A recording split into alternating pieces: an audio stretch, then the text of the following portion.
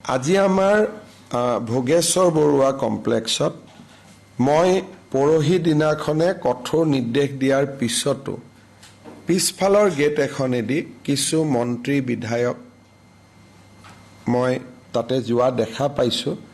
আৰু মই ভাবো যে জুবিনৰ যত আমি জুবিনে বিশ্ৰাম লৈছে তাত এটা ভিআইপি কালচাৰ সৃষ্টি কৰিব নালাগে মই নিজেও যোৱা নাই কাৰণ জুবিনক শেষকৃত্য জনোৱাৰ অধিকাৰ তেওঁৰ গুণমুগ্ধ সকলৰ আছে আৰু আমি দূৰৰ পৰাই জুবিনৰ বাবে প্ৰাৰ্থনা কৰিম কিন্তু যিসকলে জুবিনক চাবৰ কাৰণে লখিমপুৰ ডিব্ৰুগড়ৰ পৰা কষ্ট কৰি আহিছে কোনোবাই নিজৰ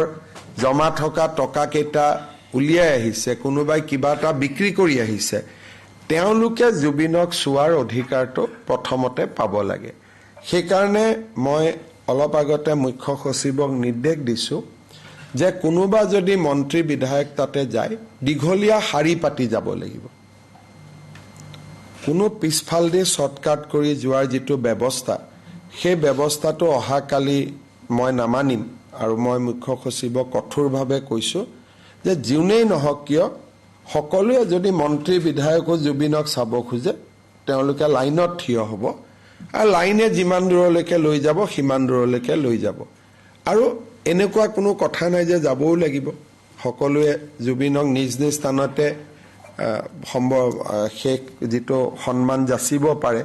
সমাধি হোৱাৰ পিছত সমাধিত গৈ সন্মান যাচিব পাৰে কিন্তু যিখিনি সাধাৰণ গুণমুগ্ধ ৰাইজ